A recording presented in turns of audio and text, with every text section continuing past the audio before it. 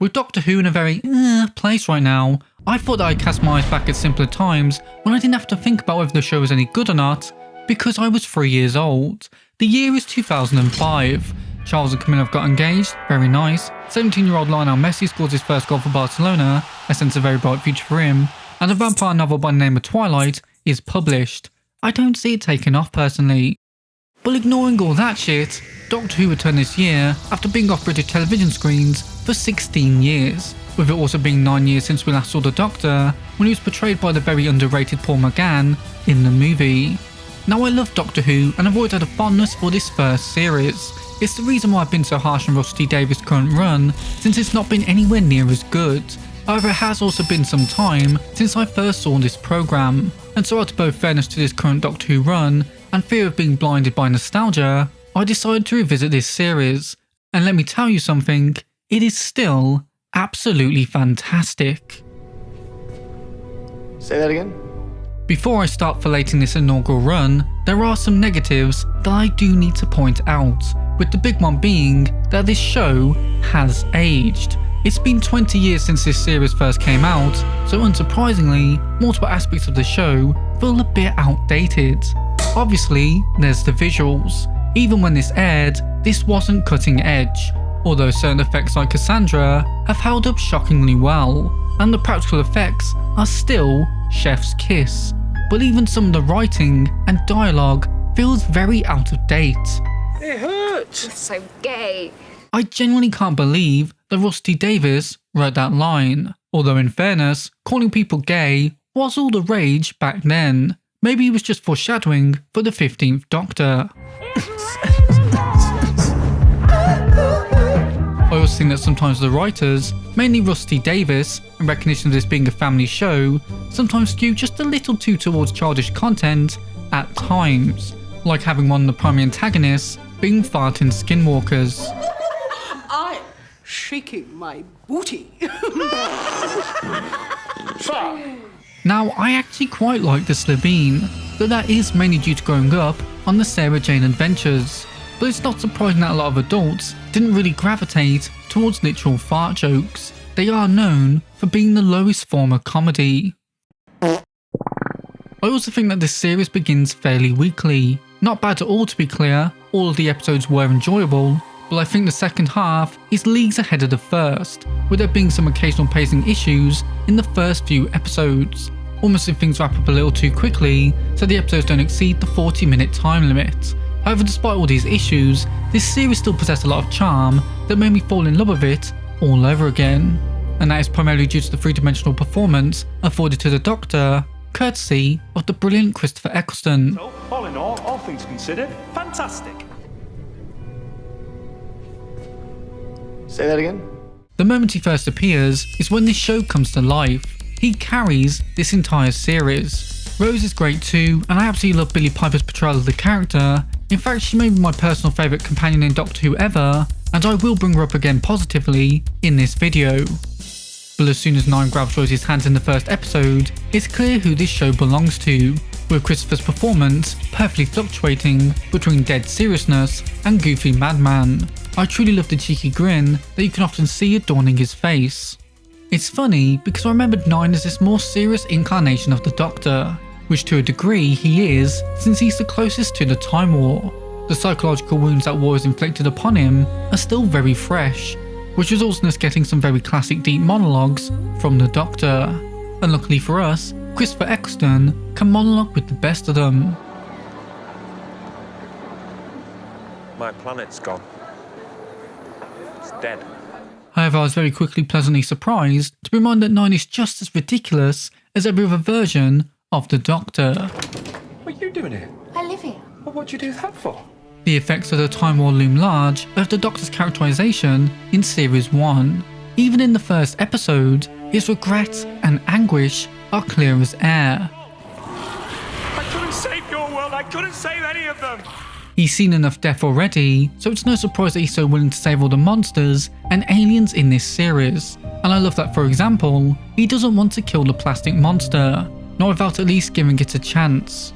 And to me, that's quintessentially the Doctor. Even the Doctor as mentally traumatized as Nine is is still fundamentally a good man who will always give his enemies the opportunity to do the right thing. It's this pain and hurt that the Doctor is experiencing that makes Rose so integral to him.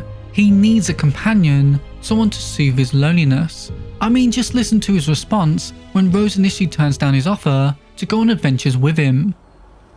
Okay. God, it's like staring at Puss in Boots. I'd throw my entire life away and go fight some one-eyed trash cans too if someone flashed me those puppy dog eyes. The relationship between the Doctor and Rose is one of the best in the entire Doctor Who run. For all his brilliance, the Doctor is a very dense man. What's it look like? Like a transmitter, round and massive, somewhere slap bang in the middle of London.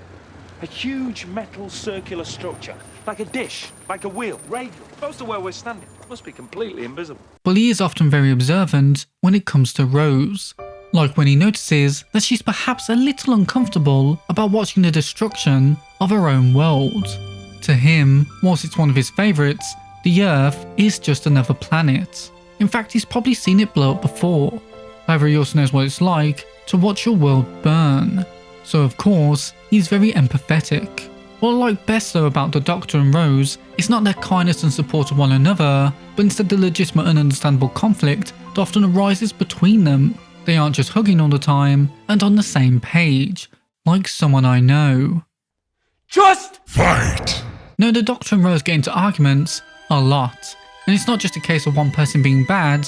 No, both of them are flawed individuals with moments that make you view them both in a negative light. Such as with how the Doctor treats Ricky throughout this series, with how Rose seems to flip-flop from multiple guys, never committing to any one of them, even though she has a boyfriend that she just abandons. Oh, you sort of have a boyfriend called Mickey Smith, but you consider yourself to be footloose and fancy-free. Actually, the word you use is available. No way. And at the end of the day, Rose is a human and the Doctor is a Time Lord. He may look human, he may sound human, he may even taste human, but he's still an alien. And so of course, there are culture clashes between them. He may love humans, but it doesn't mean he truly gets them. That's probably why he's so fascinated by them, and also all the other races that he comes across too. Because he is alone. He's the last of the Time Lords. There isn't anyone that he can completely relate to. And even when the other Time Lords were around, it's not like he was on the same page as them. So it isn't surprising that he doesn't always act the most appropriately, as the appropriate way to act changes wherever he is.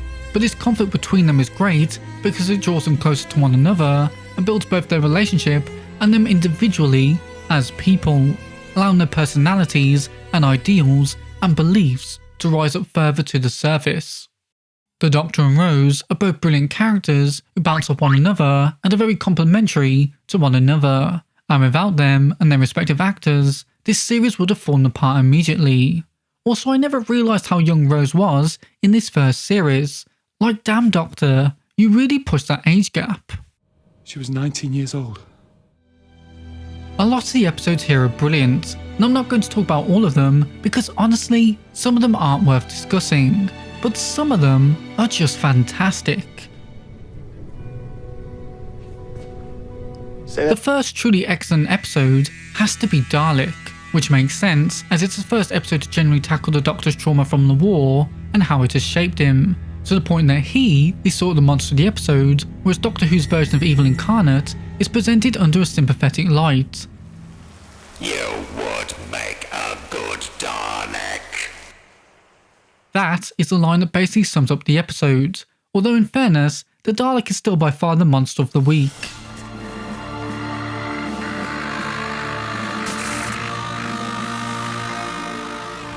Just energy. That Dalek just absorbed the entire internet. It knows everything. I am the Riz Lord. Must escape the Matrix. Need orders. All right then. If you want orders, follow this one. Kill yourself. Damn, I think the Doctor absorbed the internet as well. This episode works so well, not just due to the way the Doctor's morality is presented, but also due to how it reintroduces the franchise's classic villain. You don't need to have ever heard the Daleks or watched any YouTube videos explaining what they are to understand the gravity of the threat that it presents. It's not often we see the Doctor so fearful, nor is it so commonplace to see him try and kill something on sight. That is what this really bin represents. and the episode does an incredible job of conveying the power of a Dalek, as well as the terror one feels when facing it. Great big alien death machine, defeated by a flight of stairs. Elevate! Oh, they fly now! They fly now? They fly now! The next episode I want to skim over is Father's Day. I love this episode because it really delved into the character's flaws, especially Rose, with her character imperfections putting everyone into the dangerous situation that occupies the plot of this episode. She literally weaponized her relationship with the Doctor, first so that she can save her dad, and then to emotionally manipulate him into staying with her. You don't scare me! I know how sad you are. You'll be back in a minute. Will you hang around outside the TARDIS waiting for me? This episode demonstrates why it's important for characters to have flaws, because if you're already perfect, how can you grow? And I really love seeing Rose tackle the harsh reality that character flaws extend to the supporting cast, i.e. her parents. Neither of them, nor their relationship, are perfect, with the godlike image that she had of her father crumbling apart as she gets to know him. But that's what makes the conclusion to the episode so emotional, in my opinion, because this normal, failing man succeeds in saving both his wife and his daughter, something that not even the Doctor could do. And despite learning about her father's weaknesses, Rose still loves him and cherishes the brief moments that she spent with him, because for most of us, we'll love our dads no matter what. Go to him. Quick. However, the best episode of this series by far has to be The Empty Child. It's such a creepy and dark and compelling episode, toeing the line between mystery and horror. Let's be real, kids are freaky. Put one in a gas mask, have it call me mummy, and then have it be a zombie where I'll shit a gas mask out my mouth if it touches me, and you have the recipe for an iconic Doctor Who monster. By the way, that shot of the dude turning into a gas mask zombie is still iconic and scary, helped in no small part by the actor's performance. You, my mummy. Man, I loved him in Merlin. Remember Merlin? Great show. Leave it to Stephen Moffat to create a memorable Doctor Who monster. This is just a really tight episode of television, lacking in the pacing problems that plagued other episodes, all the while coming to an extremely satisfying conclusion. Everybody lives, Rose. Just this once. Everybody lives! Except, for all the people who are getting hit by bombs. Because there is a war happening right now. It doesn't feel like there's any filler, with every scene present being interesting. You have the Doctor trying to solve the mystery of these people in gas masks, allowing for the horror of the episode to unfold, meanwhile Rose is falling around with Captain Jack Harkness, which sets up the answer to the mystery, as well as getting us acquainted with one of the best side characters in the entire show. Am I naked in front of millions of viewers? Absolutely. Ladies, your viewing figures just went up. That is one thing that I did forget about these earlier series, and that's how strong the supporting characters were. I forgot how funny Jackie was, and how much it made me chuckle to see the Doctor roll his eyes at her stupidity, and how equally effective Ricky was at comic relief, while still being a three-dimensional character with his own struggles, suffering from the ease at which Rose tossed him into the bin for this random stranger. Though they're not all winners, as Adam may just be the worst companion in the entire history of Doctor Who. Do you ever look at someone and wonder what is going on inside their head? Open your mind. Open your mind. But luckily, Jack is. Though we do get some interesting news about old Jack. And over on the Bad Wolf channel, the face of Bo has just announced he's pregnant. Wait, hang on a second. Pause everything. What do you mean Captain Jack's pregnant? Who knocked him up? He's literally just a head. Oh. We've even got a bit of a love life. Oh, let's not go into that.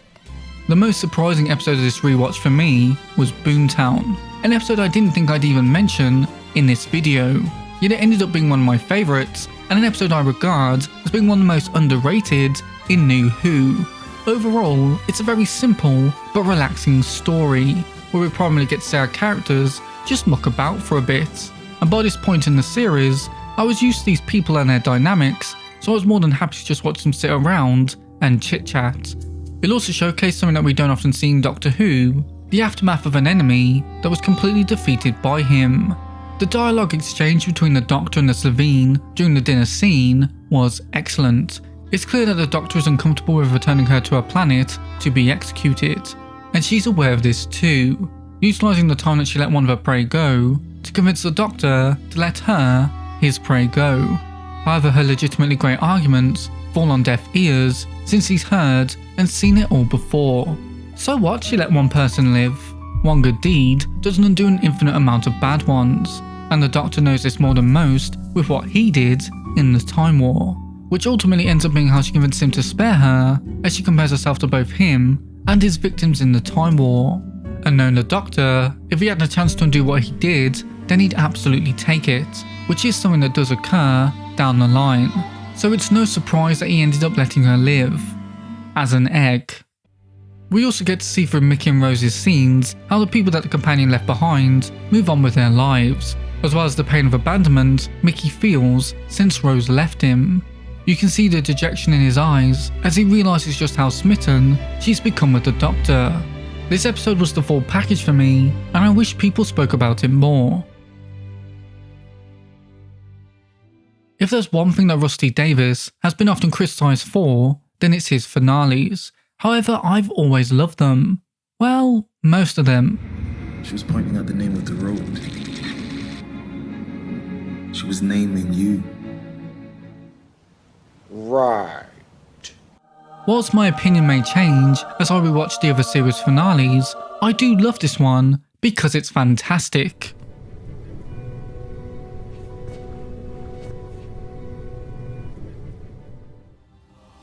If you thought one Dalek was scary, then how about an entire fleet of them? These last two episodes work so well for me because they once again reopen the Time War wounds for the Doctor. Quite literally, as the Doctor has to again destroy one race alongside another. All things will die by your hand. Though Jack, as always, has the perfect response. Never doubted him, never will. Now that is a loyal friend. Also explains some of the decisions that he makes down the line in Torchwood. Side note, do let me know if you'd like videos on Torchwood, because I'd be happy to visit that as well. I was never the biggest Torchwood fan since I was a kid when it aired, and it was mainly aimed at adults, but I do remember loving Children of Earth, so do let me know. But anyway, my favourite aspect of this finale is the confirmation of the Doctor's true nature. He can't bring himself to kill the Daleks, even at the extent of billions of lives. Because the Doctor isn't a killer, he's a coward, someone who's repulsed by murder. And after seeing how far he was willing to go to kill one Dalek earlier on, and the effect it had on his own psyche, it's not super shocking that he couldn't bring himself to kill again. He was so against genocide that he was willing to die for it. So it's a good thing that Rose has no problems with it. Genocide, schmenocide. I love that it was Rose that saves the day here, with her love and affection for the Doctor literally guiding her to save him. Throughout this series, she'd always been 1 foot in, 1 foot out with the Doctor, but here she makes the decision to commit to him, to save him, to be by his side forever. And so of course the only natural thing for him to do is return the favour and save her life, with the act of doing so resulting in his death. But as he demonstrated seconds earlier, he's willing to die for his convictions. And so we get one final scene with Christopher Eccleston before we say goodbye.